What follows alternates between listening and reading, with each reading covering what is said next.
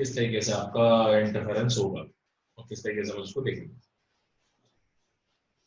तो आपने मान लीजिए कोई भी एक स्मॉल थीटा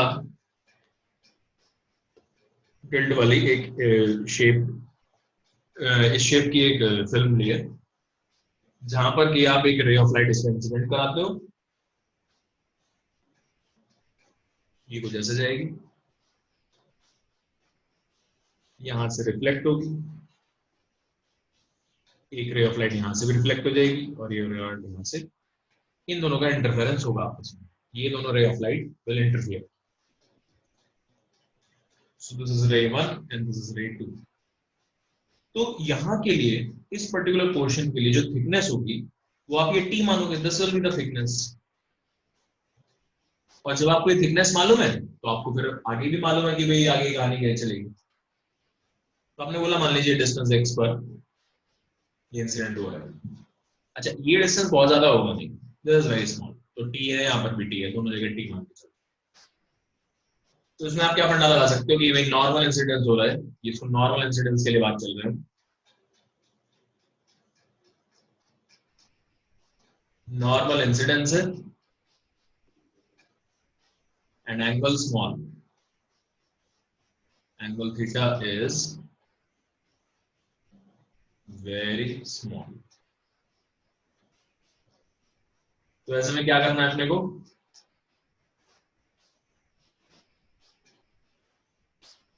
आपका जो पार्ट डिफरेंस रहेगा, पार्ट डिफरेंस को भी यहाँ पर, ये तो एक्स को नहीं ले लिया, कुछ और से रिप्रेजेंट कर लो, डेल्टा वाई कर लो।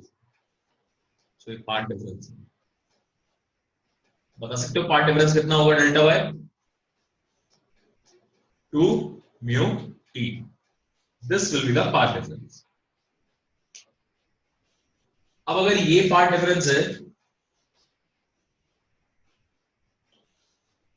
और मैं चल मान के चल रहा हूं कि यहां पर और यहां पर दोनों जगह पर एयर है, तो मुझे बता सकते हो इसमें क्या कंडीशन बनेगी मैक्सिमम की और क्या बनेगी मिनिमम की। इधर भी एयर है, इधर भी एयर है, तो ये वाला रिफ्लेक्शन कौन सी बाउंड्री से हुआ है, टेंसर या रेयर? बोलो। इधर भी रिफ्रैक्टिव इंडेक्स 1, इधर भी 1, यहाँ पर बीच में म्यू। तो फर्स्ट रिफ्रैक्शन, फर्स्ट रिफ्लेक्शन कहां से हुआ है, तो ये वाला जो रिफ्लेक्शन है, first reflection will be from denser medium, तो पार्ट डिफरेंस एमपीएस डिफरेंस आ जाएगा पाई का, and second reflection will be from rarer medium. तो इसलिए यहां पर पाई का फेस चेंज आएगा और इसमें नो चेंज आएगा। तो सिर्फ एक नहीं आ रहा है, अगर एक में ही चेंज आ रहा है तो आप यहां पर जो है इसकी कंडीशन सारी पलट के लिख दोगे। सो you will write 2 mu into T equals n lambda for minimum and 2 mu t equals n plus half lambda for maximum। समझ में आ रहे हैं दोनों पलट क्यों गए? हाँ सर। हाँ सर। गुड। तो एक रे में ही पाई का चेंज है, इसलिए पलट गए दोनों। सो अब आप उसके बाद क्या कर सकते हो, देखो अब मुझे x चाहिए, यहाँ से x डिस्टेंस चाहिए, कितने डिस्टेंस पर मेरे को ब्राइट फ्रिंज दिखाई देंगे, कितने डिस्टेंस पर डार्क फ्रिंज दिखेंगे। तो उसके लिए क्या करेंगे, देखो t की value x into theta put कर दो। Once you put this, तो आपको x का वैल्यू, मैं इसकी वैल्यू यहाँ पुट कर रहा हूँ और x निकाल रहा हूँ मैं, हाउ मच इज x। तो x का वैल्यू आ जाएगा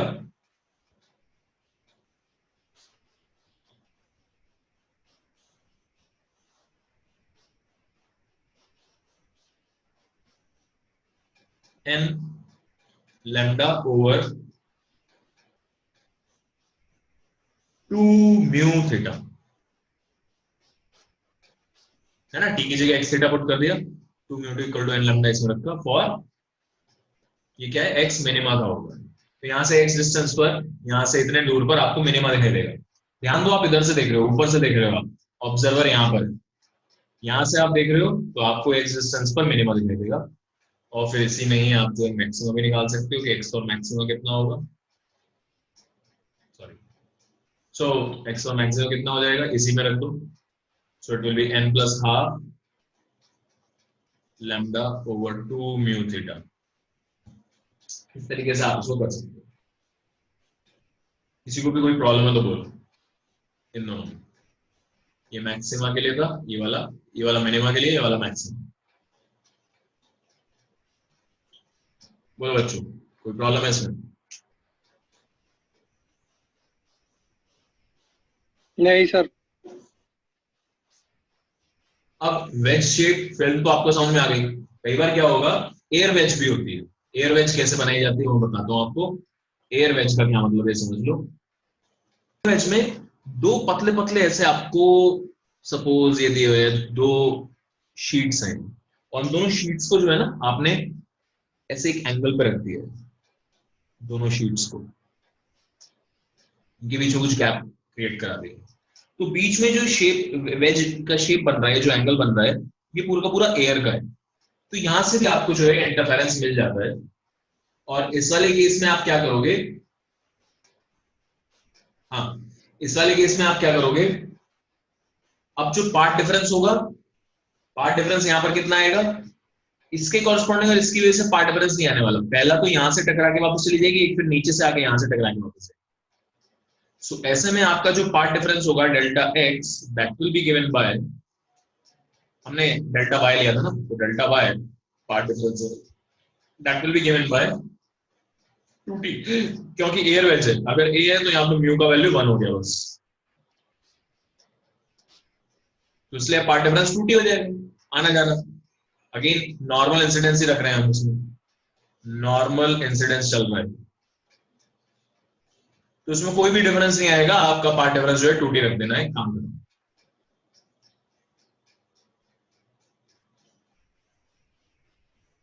अगर मैंने इसमें कोई मीडियम भर दिया अंदर, तो उसी का रिफ्रैक्टिव इंडेक्स इनटू टी कर देंगे, twice of that refractive index into t. So air wedge के लिए बस यही चीज रखनी है, बाकी सब सेम रहेगा, everything else will remain same. बताइए कोई प्रॉब्लम है इसमें? वापस से पूरा ही लिखने की जरूरत नहीं है, सेम है, बस आपको एयर है तो यहाँ पर 2t1। ओके, नाउ ये बताइए यहां से जो फ्रिंज बनेगी, फ्रिंज का शेप कैसा होगा? ये पूरा का पूरा जो प्लेट्स हैं ये थिन, ये कुछ इस डायरेक्शन में पूरा है, 3 डायमेंशन में है। तो अगर आप देखोगे, सो एक्स डिस्टेंस कहीं पर भी चले जाओ, मतलब एक्स डिस्टेंस आप पहुंच गए और फिर इसके पैरेलल कहीं भी मूव करो, हर जगह आपको अगर मैक्सिमा दिख रहा है तो मैक्सिमा दिखाई देगा। तो ये स्ट्रेट लाइन होगी, parallel straight line, rectangular fringes बनेंगी इस वाले केस में, और सेम इस वाले में भी। सो shape of fringes will be, shape of fringe क्या होगा, रेक्टेंगुलर शेप होगा। And same goes for this one also, shape of the fringe will be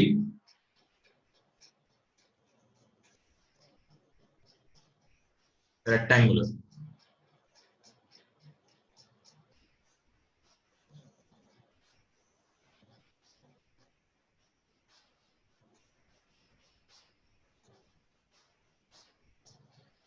ring इसलिए बोल रहे हैं, वहां पर भी यही काम चल रहा है, लेकिन जैसे यहां पर रेक्टेंगुलर शेप बन रही थी, वहां पर रिंग्स बन गई, तो बस इसलिए उसका नाम जो है वो रिंग है, न्यूटन्स रिंग है।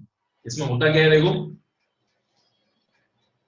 In this one what you have done, आपने एक यहां पर रिफ्लेक्टिंग सरफेस लिया है, this is a reflecting surface, और इसके ऊपर एक लेंस रखा है।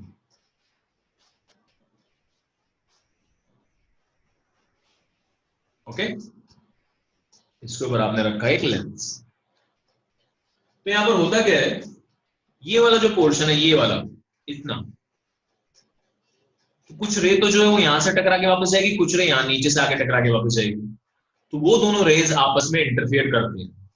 अब जब वो दोनों रेज आपस में इंटरफियर करेंगी, then again they will be producing some maxima और मिनिमा। और अगर जो केस यहां पर बना है वही केस ऐसे ही बनेगा यहाँ पर इतनी डिस्टेंस पर से। और इनफैक्ट इस पॉइंट के अराउंड आर डिस्टेंस पर हर जगह सेम रहेगा। तो बस ये कहानी है और कुछ ज्यादा नहीं है इसमें, ठीक है ना। तो मैं क्या करता हूँ, सिर्फ ये वाला सरफेस देखता हूँ। ये वाला सरफेस का रेडियस ऑफ कर्वेचर मान लीजिए कैपिटल आर है, so that is capital R. और यहां से आर डिस्टेंस दूर गया मैं, ठीक है, यहां से आर डिस्टेंस अवे गया मैं, तो इस पॉइंट पर चला गया मान लो यहाँ, ये स्मॉल आर।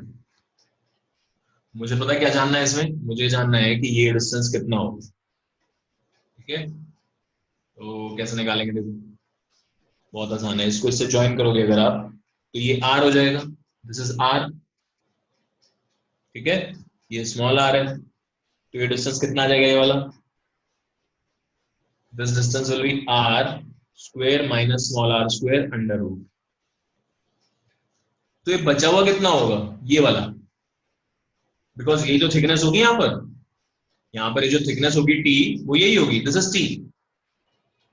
तो इस टी का वैल्यू कितना आ जाएगा, आर माइनस यहां से यहां तक का ये length, R square minus R square under the root.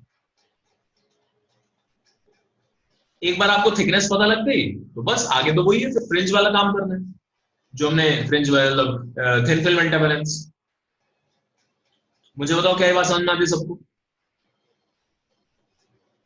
हाँ सर। हाँ सर। चलो तो अब मैं आपको एक चीज बता के दे रहा हूँ कि आर जो बहुत छोटा है कैपिटल आर से, ये मानते हुए इसको सिंप्लीफाई करो, अप्रोक्सीमेशन लगा के सिंप्लीफाई करो, कितना आ जाए।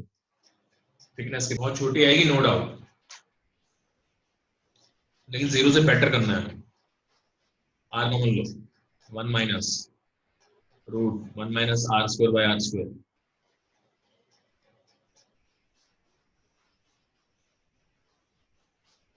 ये पावर 1/2 है, तो 1/2 आगे ले आओ, तो जाएगा 1 माइनस 1 माइनस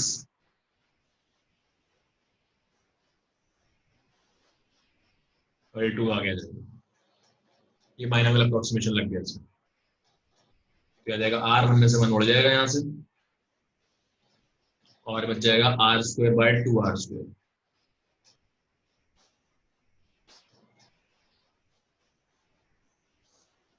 ये है। हाँ सर। अब क्या लगता है, ये एयर वेज है या फिर इसमें कुछ म्यू लूंगा मैं। मैंने तो बोला ये वाली जगह में ले रहे हैं, ये वेज की तरह काम कर रहा है, तो ये एयर वेज होगी, यहाँ पर खाली जगह है। अगर एयर वेज है तो पार्ट डिफरेंस कितना आ जाएगा, डेल्टा वाई लिख देते हैं उसको हमेशा, so path difference will be 2 mu T. आना जाना, और अगर 2 म्यू टी है तो यार टी का वैल्यू डाल दो इसमें, और क्या होगा। So you will get mu R square by R, and for minima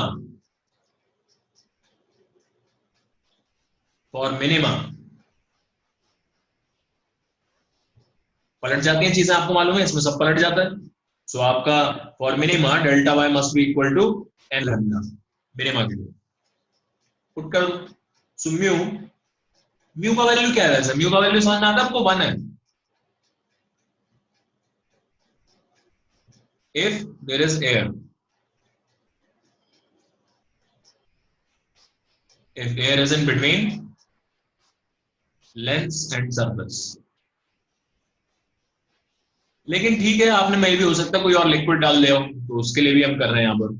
तो यहां से आ गया mu R square by R, this is the value of delta y equals n lambda, and from here you will get R equals root.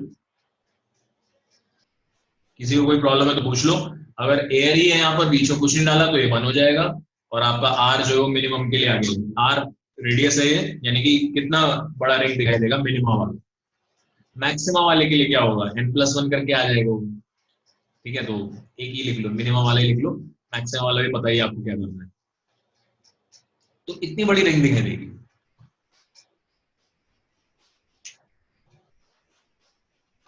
यहां तक अगर कोई भी डाउट है तो पूछो, वरना फिर हम आगे बढ़े। क्लियर है। हाँ sir.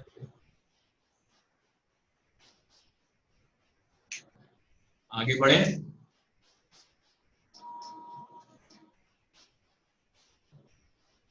Yes, sir. Now tell me centre पे क्या दिखाई देगा तुम्हें? सेंटर पे तुम्हें ब्राइट फ्रिंज दिखाई देगी या डार्क फ्रिंज? ये सोच के बताओ। Dark fringe.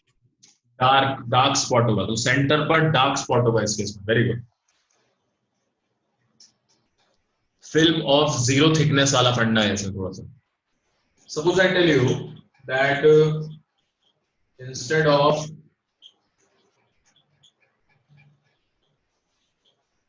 इसमें तो आपको सर्कुलर दिखाई दे रहे थे, आपने सिलिंड्रिकल लेंस रखा। अभी तो स्फेरिकल था, इसकी बजाय आपने सिलिंड्रिकल लेंस रखा। तो सिलिंड्रिकल लेंस कैसे दिखाऊंगा? देखो, सरफेस है, मान लीजिए ये सरफेस है, ठीक है, ये आपका सरफेस हो गया।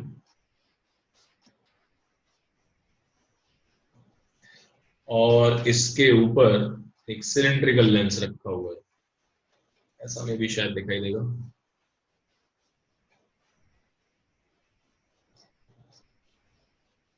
इमेजिन कर पा रहे हैं ये ऐसा सरफेस होगा देखने में? So this is a cylindrical lens.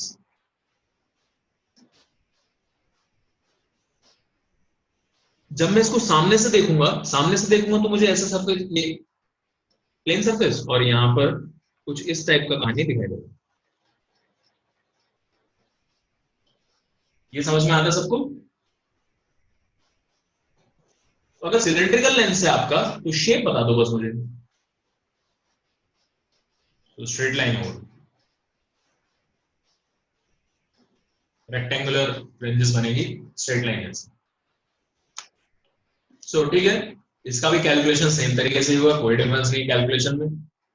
इसका रेडियस मान लीजिए कुछ दिया हुआ आपको, कैपिटल आर, यहाँ से स्मॉल आर डिस्टेंस अवे जाओगे तो टी का वैल्यू निकालना होगा आपको, वही अप्रोक्सीमेशन लगा के ये टी का वैल्यू निकाल ले।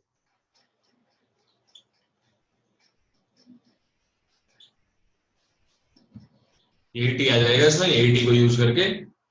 अब लेकिन यहाँ पर ये है कि यहाँ पर एक गोल गोल नहीं है, चारों तरफ नहीं होगा। अगर यहाँ पर आपको मान लीजिए टी का कुछ वैल्यू आ रहा है तो यहाँ पे भी नहीं आएगा, सब ऐसे आएंगे। तो यहाँ पर अगर मैक्सिमम दिखाई दे रहा है तो यहाँ भी मैक्सिमम, हर जगह ऐसे मैक्सिमम। सो आपको फ्रिंजेस कुछ ऐसे ऐसे दिखाई देंगे,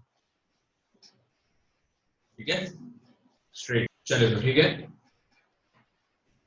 नेक्स्ट टॉपिक पे आते हैं, विच इज डिफ्रैक्शन। अच्छा, उससे पहले एक बात और देखो, अभी तक आपने जो है ना ऐसे सीखा था कि एक सोर्स ये है, एक सोर्स ये पॉइंट सोर्स है दोनों, और हमने जानबूझ के आपको कैसा दे दिया, ये पॉइंट सोर्स दोनों के दोनों दे आर कोहेरेंट, ठीक है।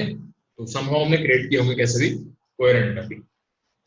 इसके सामने अगर आपने स्क्रीन बनाई, कैन यू टेल मी कैसा शेप नजर आएगा फ्रिंजेस का?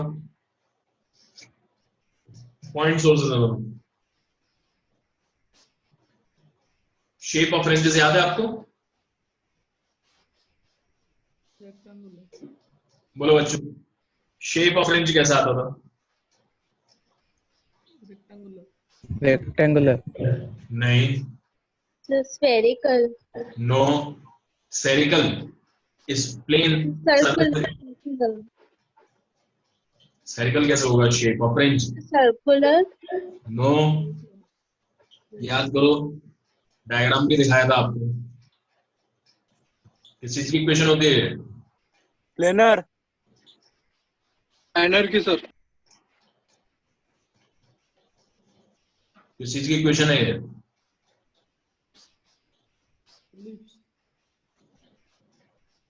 पाथ डिफरेंस, del x की sir, del x is equal to h2p माइनस h1p। हाँ, तो p का लोकस क्या होगा?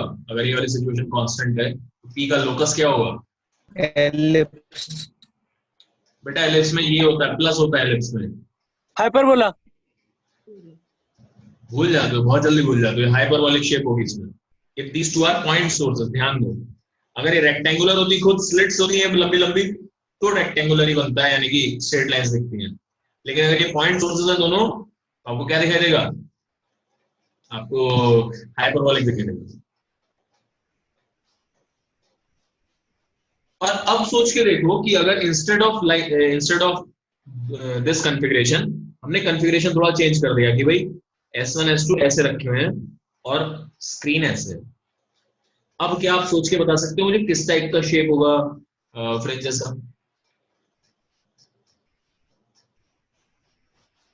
अब शेप होगा इसका सर्कुलर शेप फ्रिंजेस। थोड़ा सा इमेजिन करके देखो, आपको आप इधर से देख रहे हो तो ये पार्ट डिफरेंस आया, जितना यहां पर आएगा वो इस आर डिस्टेंस पर डिपेंड करेगा, और इसको लेके आप चारों तरफ घूम जाओगे तो सेम ही रहेगा, ये भी ऐसे घूमते रहेंगे गोल गोल, और अगर ये गोल गोल ऐसे घूम रहे हैं तो इन दोनों के बीच का जो डिस्टेंस है, डिफरेंस है, पार्ट डिफरेंस है, वो चेंज नहीं होगा। तो जो कंडीशन यहाँ पर है वही आर डिस्टेंस पर हर जगह आती रहेगी, ऐसे ऊपर नीचे जाओगे वही डिस्टेंस, वही कंडीशन आर डिस्टेंस पर हर जगह ऐसी आएगी गोल गोल। तो कैसी शेप बनेगी फ्रिंजेस की? Circular shape fringes. तो ये दो चीजें और समझो। वहीं अगर ये वाली स्लिट्स रेक्टेंगुलर होती, ये वाले में, इसमें तो रेक्टेंगुलर का कोई मतलब नहीं है, आगे नीचे रखी हुई है। सो अगर इसमें लेकिन रेक्टेंगुलर होती तो ये रेक्टेंगुलर शेप बनता है यहाँ पर, यानी कि स्ट्रेट लाइन बनती है फ्रिंजेस की, और अगर ऐसी है तो हाइपरबोलिक।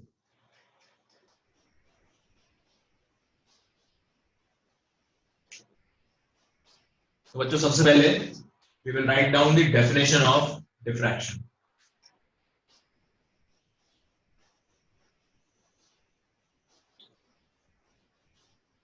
तो लिखो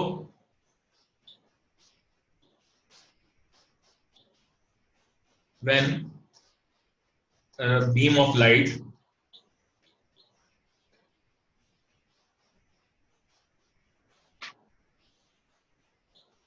passes through an obstacle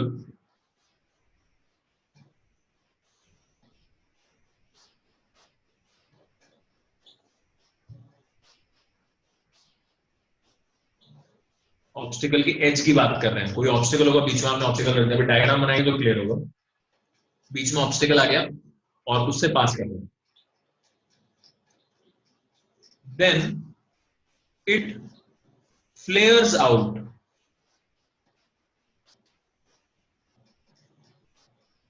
into the shadow of the obstacle। मतलब क्या है कि जैसे ये लाइट पड़ रही है, मान लो आप जहां से देख रहे हो, मैंने ये रखा तो इसका नीचे ये दिस इज द शैडो, तो लाइट जो होती है वो बेंड कर जाती है, यहां से ऐसे बेंड करके ये वाला जो पोर्शन जैसा आपको दिखाई दे रहा है ना, वैसे बात हम इसी की कर रहे हैं। ये एक्चुअली इसलिए हो रहा है क्योंकि मेरा जो यहाँ पर लाइट सोर्स है दैट इज एक्सटेंडेड, वो तो एक्चुअल में इसलिए रहा है, this is not diffraction, but इसका इफेक्ट ऐसा ही होगा कि इसकी शार्प इमेज ना आके क्या होती है, लाइट बेंड कर जाती है इसके अराउंड, और थोड़ी सी लाइट आपको अंदर भी जाते हुए नजर आएगी, तो शार्प इमेज ना बन के थोड़ा सा ऐसे flared, the light will get bend around the corners. तो सुनने में अजीब सी डेफिनेशन लगेगी, बट सिंपल डेफिनेशन भी हो सकती है इसकी, that light bends around sharp corners.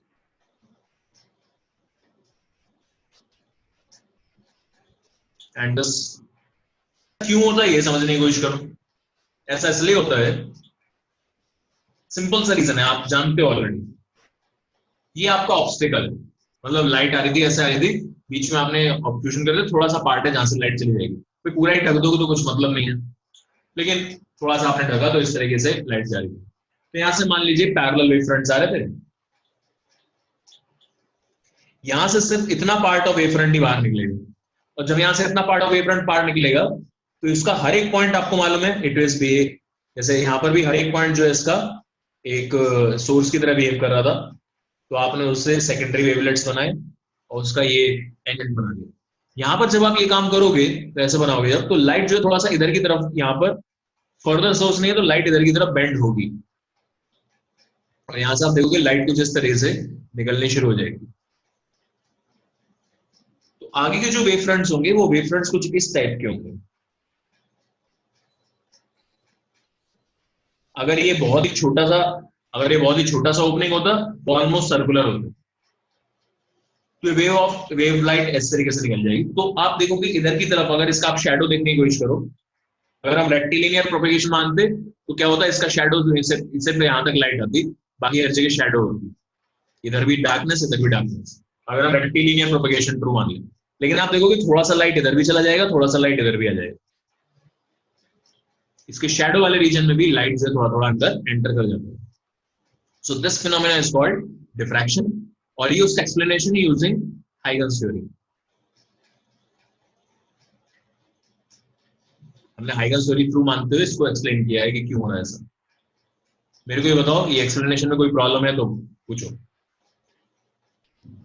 Now there are actually different type of diffractions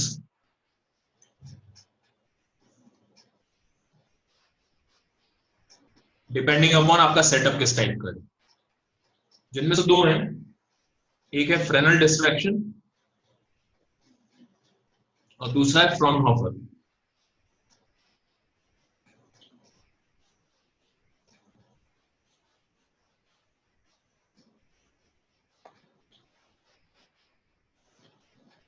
दोनों को हम बारी बारी से समझने की कोशिश करेंगे कि कौन सी चीज क्या मीन करती है।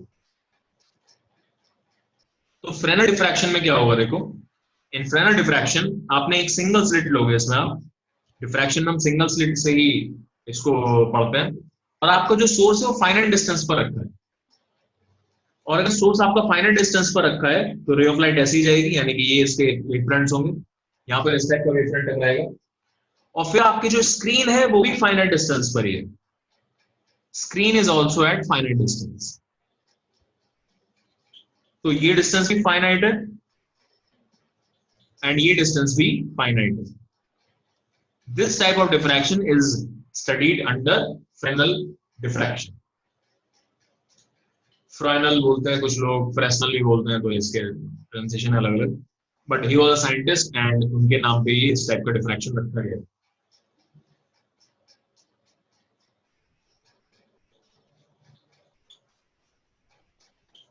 फ्रॉनहोफर में क्या होगा, फ्रॉनहोफर में आपका जो सोर्स है that will B at far away, यानी कि आपके जो वेवफ्रंट्स आएंगे वो प्लेनर होंगे, एंड स्क्रीन भी जो होगी वो वेरी फार अवे होगी।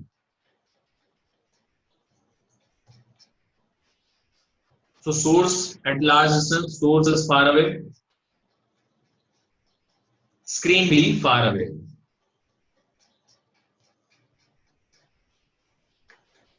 अगर ये दोनों ट्रू है तो फ्रॉनहोफर कहलाएगा, अगर इनमें से कोई भी एक ट्रू नहीं है तो फ्रेनेल कहलाएगा।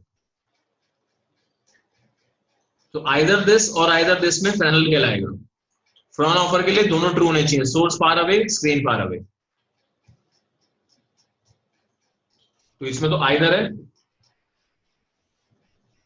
कोई भी अगर फाइनाइट हुआ तो ये कहलाएगा फ्रेनेल, और इसमें दोनों ट्रू होने चाहिए, बोथ मस्ट बी ट्रू। अगर आपने सोर्स पास में रख दिया और स्क्रीन दूर है तो फ्रेनेल ही कहलाएगा वो, कोई भी अगर पास में हुआ। किसी को कोई प्रॉब्लम तो नहीं है इसमें? No sir, no sir. No, sir. अब इसको अचीव कैसे किया जाता है, ये हम पहले भी डिस्कस कर चुके हैं।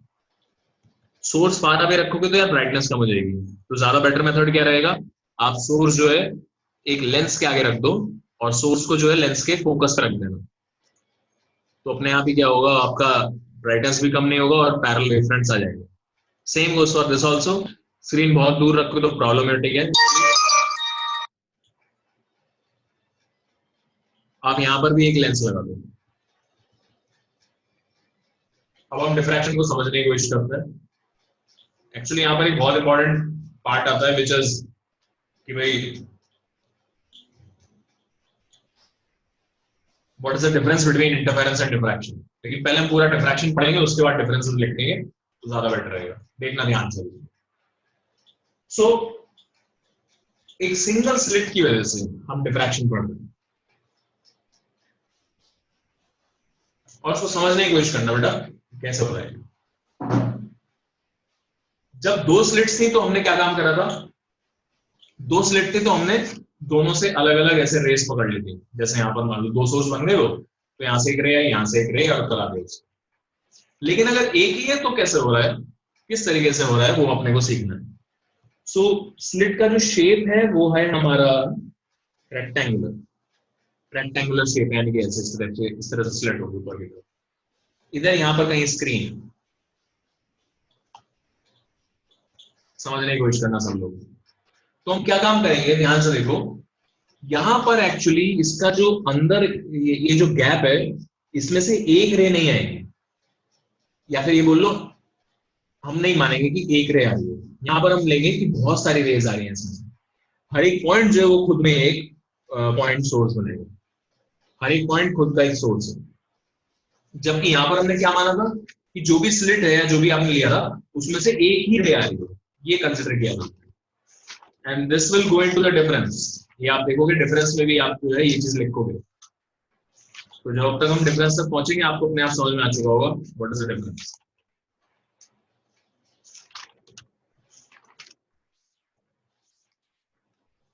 ठीक है, तो ये वाली जो हमने सिर्फ यहां से एक रे मानी थी, यहां से भी एक रे मानी थी, तो हम इसका जो गैप है उसको अलग अलग नहीं मान रहे थे, बहुत सारे पॉइंट सोर्स नहीं मान रहे थे, इसको एक ही पॉइंट सोर्स मान। जबकि डिफ्रैक्शन में हम क्या मानते हैं कि ये पूरा का पूरा बड़ा सा जो स्लिट है, it is a collection of infinitely many, actually infinitely many लिए जाते हैं, it is a collection of many many point sources. अब मुझे बताओ, आपको फेजर डायग्राम से याद है क्या? Do you remember phasor diagram?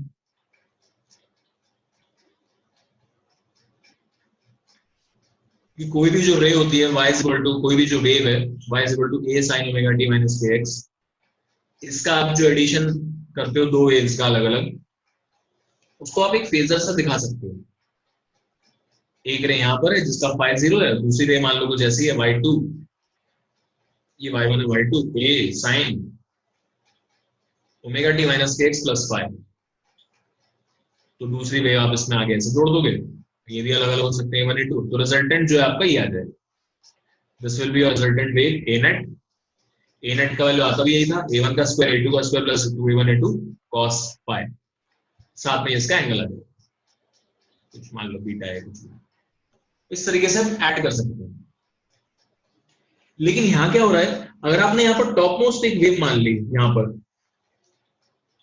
जो कि मान लीजिए पहली वाली जो वेव है, इसका इक्वेशन है y equals to a sin omega t minus kx, तो नेक्स्ट वाली जो होगी वो y is equal to a sin omega t minus kx plus थोड़ा सा एक डिफरेंस पे होगी फाई पे, ये फाई बहुत छोटा है। नेक्स्ट वाली थोड़ा सा उतने गैप पे, अगर नेक्स्ट वाली लिए एक और, तो y is equal to a sin omega t minus kx plus 2 phi पे होगी। एंड ऐसे ही करते करते करते करते यहां तक पहुंच जाओगे आप, यहां तक n आपके नंबर ऑफ सोर्सेज है, मान लो n नंबर ऑफ सोर्सेज में डिवाइड किया आपने, तो फाइनली वाली जो रे होगी वो कहां पे होगी, sin omega t minus kx plus n minus 1 into 5। ऐसे करते करते आपके पास बहुत सारी रेस, पहली वाली 0 पे थी, दूसरी वाली 5 पे थी, तीसरी वाली 2 5 पर, तो nth वाली जो होगी n माइनस 1 5 पर होगी। मेरे को तो ये बातें समझ में आती है सबको, 1 2 3 एंड n। क्या ये वाली चीज क्लियर है सबको? Yes sir.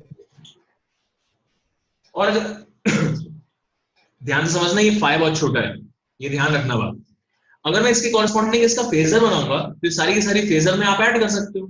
फेजर में ऐड करने का मतलब क्या होगा, अच्छा सिंस आप ये सोर्स बहुत छोटे छोटे ले रहे हो तो एम्पलीट्यूड्स बहुत छोटे छोटे होंगे, तो इनके जो फेजर बनेंगे वो बहुत छोटे बनेंगे। एक पहला फेजर यहाँ, नेक्स्ट वाला फेजर हल्के से एंगल पर थोड़ा सा ऊपर, नेक्स्ट वाला फेजर हल्के से और छोटे एंगल पर और ऊपर, फिर और ऊपर, फिर और ऊपर, ऐसे करते करते बनेंगे। तो मान लीजिए सारे के सारे आपने ऐसे ऐड कर दिए, ऐड कर दिए तो फाइनल रिजल्टेंट क्या आएगा, ये वाला आ जाएगा। क्या वाली बात समझ पा रहे हो?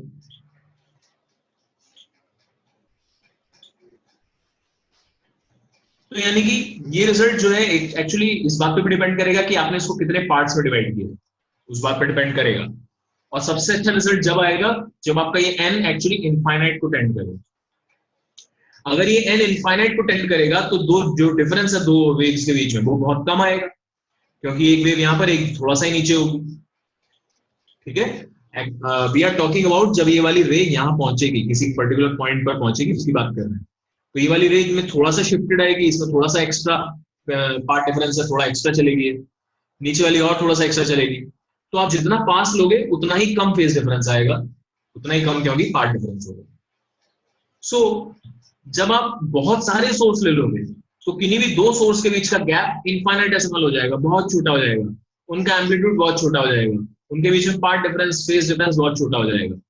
तो अल्टीमेटली जब सबको ऐड करोगे they will add something like this, almost आपको ये स्मूथ कर्व बनते हुए नजर आएगा। ये आप मान सकते हो बहुत छोटे छोटे ऐसे बहुत सारे एम्पलीट्यूड से मिलकर बना हुआ है, उनको ऐड करना है। मेरे को बताओ क्या ये बात समझ में आती है सबको? हाँ सर। और फाइनल रिजल्ट क्या आ जाएगा फिर? इन सबको यहां तक ऐसे ऐसे करते करते ऐड कर दो और ये पूरा इसको जोड़ दो, बस काम करो, है कि नहीं? हाँ सर। तो अब दो तरीके हैं।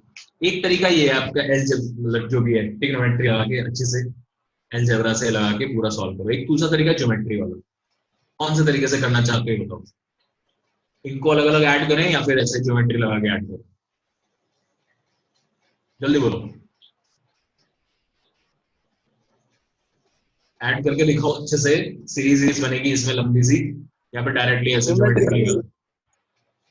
में सर। ज्योमेट्री मेथड इंटरेस्टिंग भी लगेगा, ज्योमेट्री मेथड, और आसान भी है याद करना। ये क्या है? ये मतलब एक सीरीज बन रही है, अगर आपको याद हो ये सीरीज, डू यू रिमेंबर? इसका सम करना आता है आपको? साइन सम थीटा प्लस क्या n alpha. Do you know how to sum this? n0 से लेकर सम n तक है मालूम। इसको सम करना आता है क्या आपको?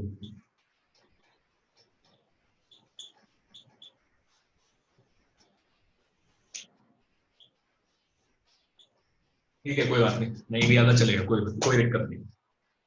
एनीवे करते हैं, इसको सॉल्व करते हैं और अपन इसका आंसर निकालेंगे। ठीक है, ध्यान से समझना इसको, किस तरीके से हम इसको ऐड करें। उससे पहले हमें एक दो बातें यहाँ पर डिसाइड करनी पड़ी। पहले तो मैं जो साइज है ये साइज ले रहा हूं स्मॉल डी। ध्यान दो, इंटरफेरेंस में हमने डी लिया था, डिस्टेंस बिटवीन द स्लिट्स। यहाँ पर इसका खुद का साइज जो है वो स्मॉल डी ले रहे हैं। ठीक है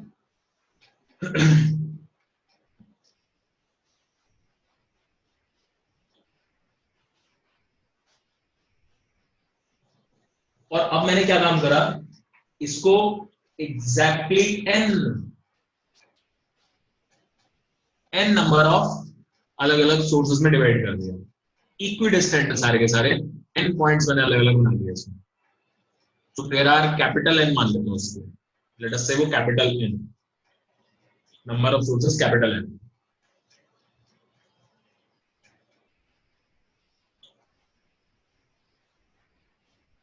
तो किन्हीं भी दो सोर्सेस के बीच में गैप कितना होगा बेटा?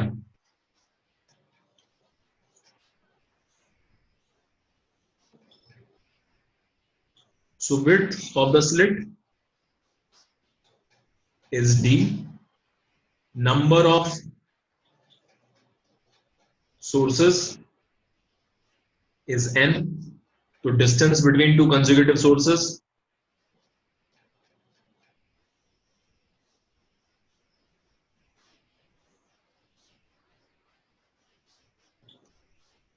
कितना हो जाएगा?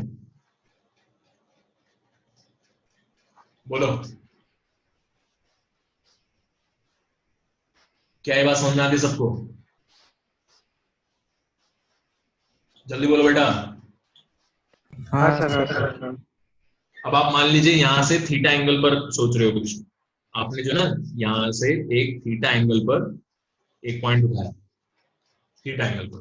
तो अगर आपको याद हो, जब दो पॉइंट ऐसे होते थे अलग अलग सेपरेटेड, तो हम थीटा एंगल पर जब लेते थे तो पार्ट डिफरेंस जो ये वाला आ जाता था। ये कितना वैल्यू आता था याद है आपको? अगर ये डी है तो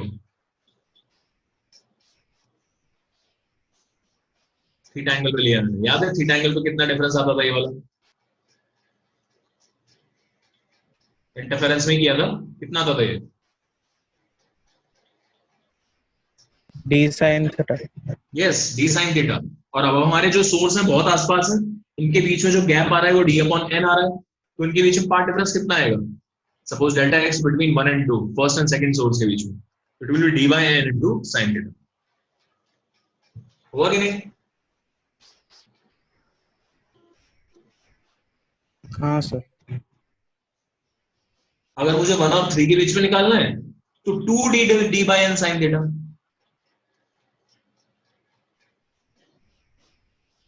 ये 2d by n sin theta आ जाएगा। और अगर मान लीजिए मुझे 1 और 2 और 3 के बीच में निकालना है तो 2 और 3 के बीच में तो वही आ जाएगा वापस से, 2 और 3 के बीच में फिर से d by n sin theta, तो and so on। That means we have calculated the value of phi। phi का वैल्यू कितना आएगा देखो, 2 pi by lambda into delta x। कितनी आ गई वैल्यू? बताओ बच्चों कितनी आ रही है वैल्यू? और अब हमारे पास जो आपका पार्ट डिफरेंस होगा, मतलब जो वेव्स हैं कंटिन्यूअसली जो ऐड होंगी, उसमें से फर्स्ट वेव अगर आपने ये ले ली y a sin omega t ले ली, है ना, x माइनस के x मान लो सबके लिए सेम है तो उसको छोड़ दो, ये पहली वेव है। दूसरी वेव क्या होगी फिर a sin omega t plus 5 and so on, ऐसे नेक्स्ट चलती चली जाएगी। nth वाली कौन सी होगी? a sin omega t plus n minus 1, n capital N minus 1 into 5। यहां से मैंने ये पाई निकाल लिया कि किन्हीं भी दो के बीच में कितना है, उसी के मल्टीपल इसमें ऐड होते चले जाएंगे और आपको nth वेव वाली मिल जाएगी। तो ये पार्ट हुआ भाई।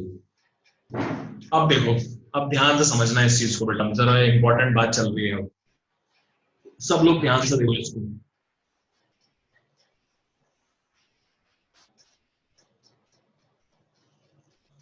ये जो फर्स्ट वेव है हम यहां पर अब इसको बना रहे हैं, फर्स्ट वेव एकदम जीरो से शुरू होगी यहां पर, और ये ऐसे चलते चलते चलते इतने एंगल तक चली जाएगी, यानी कि ये फाइनल वाली जो है मैंने मान लो यहाँ पे ड्रॉ करी है, तो ये उसका यहाँ एंड पॉइंट है, तो आपका इस टाइप का एक आर्क बनेगा। तो ये जो एंगल होगा, this angle will be n-1 into 5। यहां पर ये जो एंगल बना रहे हैं, और आपका जो रिजल्टेंट आने वाला है वो ये आने वाला है। अगर आप इसको एक आर्क का ही पार्ट मान लो तो उसके कॉरस्पॉन्डिंग जो सेंटर है मान लो यहाँ पे आएगा, वो सेंटर यहीं पे आएगा वाई एक्सिस पर, क्योंकि यहाँ पे जीरो से शुरू हुई थी तो यही इसके परपेंडिकुलर है, तो यही रेडियस बनेगी इसकी, तो यहाँ पर कहीं इसका सेंटर आएगा, लेट्स से सेंटर ओ बोल दिया मैंने। तो अगर ये रेडियस आर बोल दिया मैंने और ये एंगल थीटा बोल दिया, let's call this angle beta actually, तो आपको समझ में आ रहा है बीटा का वैल्यू कितना होगा? Can you tell me beta कितना होगा? बीटा का वैल्यू n-1 into 5 ही होगा। ये बात समझ के बताओ बेटा सब लोग, क्या ये बात क्लियर है सबको?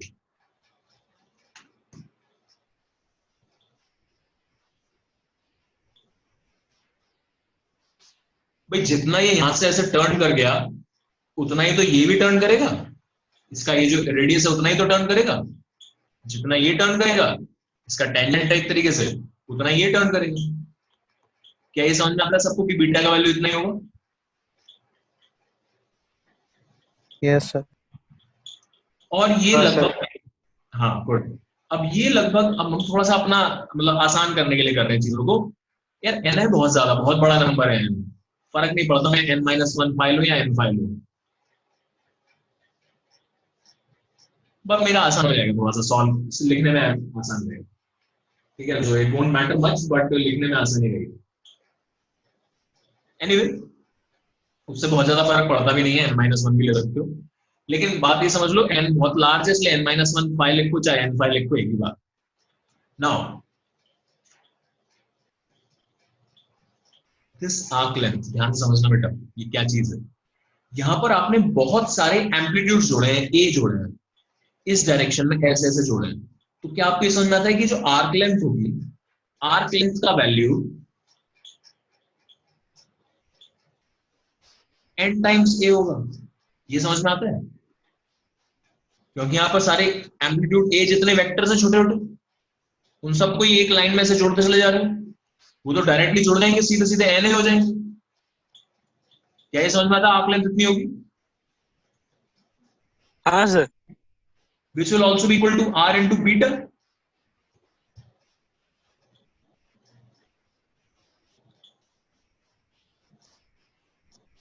Which will also be equal to r into beta. तो बीटा का वैल्यू कितना आ गया? n into amplitude divided by r. मुझे क्या चाहिए? मुझे इसका लेंथ चाहिए, कॉर्ड का लेंथ चाहिए. तो कॉर्ड का लेंथ अगर आपको याद हो, कॉर्ड लेंथ कितनी होती है? 2r sin beta by 2. ये होता है कॉर्ड लेंथ.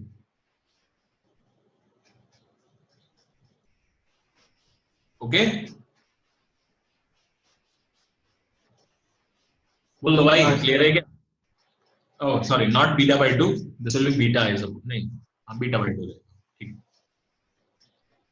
तो कॉर्ड लेंथ का वैल्यू आ जाएगा. इसका क्या करूं? इस कॉर्ड लेंथ का क्या करूं मैं? इस कॉर्ड लेंथ का क्या करोगे देखो आप, और ध्यान दो यही आपका रिजल्टेंट है एक तरीके से. यहां से आप r का वैल्यू निकाल सकते हो. r से हम क्या करेंगे ये देखेंगे आगे, कि r से आगे करना क्या है. इसको समझने की कोशिश करना सब लोग, या फिर नहीं ऐसा मत करो अभी, ये गलत है. जस्ट पुट 2r sin, और बीटा का वैल्यू था n phi अपॉन 2. ठीक है, ये वाली चीज आ गई. और इसको जो है आप n phi के बराबर रख लो. बीटा का वैल्यू n phi था, यहां से आपके पास r का वैल्यू आ जाएगा. इससे r कितना रहा? ये r का वैल्यू बताओ. r कितना आ गया? यहां से n से n हो गया a अपॉन 5. दिख रहा है सबको? r का वैल्यू यहां से a अपॉन 5 आ गया, तो उसकी वैल्यू यहां पर रिप्लेस कर दो. तो आपका जो a नेट आएगा, a net will be equal to twice of a sin n phi over 2 over 5. सभी लोग यहां तक लिखो इसको एक बार, और फिर हम एक बार फिर से इसको देखेंगे, फिर से थोड़ा सा रिवाइजन करेंगे क्या क्या हुआ है. ये पूरा लिखिए बेटा. ऑलराइट, लिख लिया सबने? Yes sir. चलो, तो हो गया बस अब काम. ये इतना अगर आपको क्लियर हो गया है कि भाई ये कैसे बना और वो कैसे बना, तो सबकी वैल्यू बस हमने यहाँ पर ज्योमेट्री से निकाल लिया.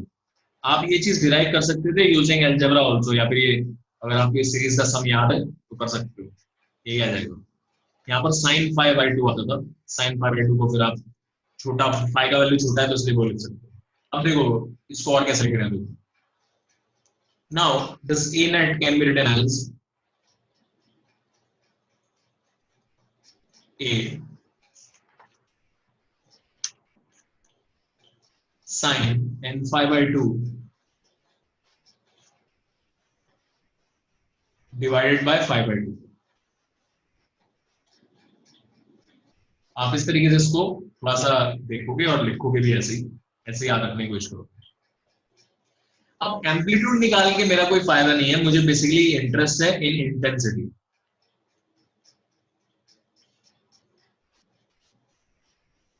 इसमें भी अगर आप इसको कैपिटल N इंटू ए कर दो, n से ऊपर नीचे मल्टीप्लाई डिवाइड, तो कुछ ऐसा बन जाएगा. अब एकदम ही बढ़िया दिखेगा. n phi by 2 है तो नीचे भी n phi by 2 है. ऐसा दिखने लगेगा आपको. ये this n into A is the total amplitude जो उधर से आ रहा होगा, यानी कि ये इसका स्क्वायर करूंगा तो इंटेंसिटी, इनकमिंग इंटेंसिटी के बराबर होगा. So this will be equal to I naught. I naught will be proportional to n a का होल स्क्वायर. जबकि मुझे जो इंटेंसिटी दिखाई देगी एट एन एंगल थीटा, यहाँ पर थीटा एंगल पर, यहाँ तक जो मुझे यहाँ पर जो इंटेंसिटी दिखाई दे रही है, यानी कि इस पॉइंट पर P पर जो मुझे इंटेंसिटी दिखाई दे रही है वो होगी I theta. So I at angle theta वो प्रोपोर्शनल होगी A नेट को. जितना मैंने A नेट निकाला है उसके स्क्वायर. अगर मैं इन दोनों को डिवाइड करूं तो सिंपल दिखाई देना चाहिए आपको that I theta upon I not will be A net over n a whole square, क्योंकि प्रोपोर्शनलिटी कांस्टेंट दोनों में सेम है. इसी को यूज कर रहा हूं मैं यहां पर, और पूरे का होल स्क्वायर कर दे रहे हैं हम। पूरे का स्क्वायर करोगे तो यहाँ भी स्क्वायर आ जाएगा, यहाँ भी स्क्वायर आ जाएगा। ए नेट की जगह आप आई थीटा रख सकते हो और एन ए का स्क्वायर की जगह आई नॉट रख सकते हो। This equation will be I at an angle theta equals I not, और ये sine n phi by two upon n phi by two का होल स्क्वायर हो जाएगा। ये आपकी मेन इक्वेशन होती है।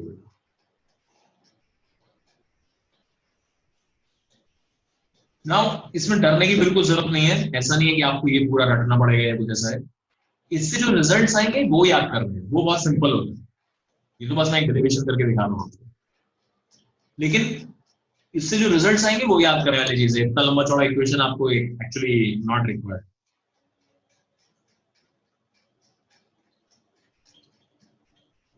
आप चाहो तो इसको और क्या लिख सकते हो शॉर्ट फॉर्म में, sine square beta by two upon beta by two का स्क्वायर,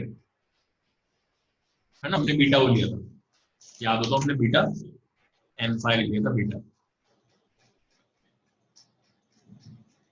अगर हमने आधा एंगल ले लिया होता एन फाई, ये बीटा ले लिया होता तो हमारा काम और भी आसान होता। अगर मान लो ये बीटा है सपोज, ठीक है, कुछ किताबों में ये भी रहता है कि आधे एंगल को बीटा बोल देता है, यहाँ पर साइन बीटा बाई बीटा है, sine square beta by beta square. तो अभी तो ये रहेगा, इसको देखो अच्छे से, इसको लिखो यहां तक, और आज का काम सिर्फ यहीं तक रखते हैं। इससे आगे का जो डेरिवेशन जो मैंने बताया था, जो रिजल्ट्स आएंगे वो बाद में कल करेंगे।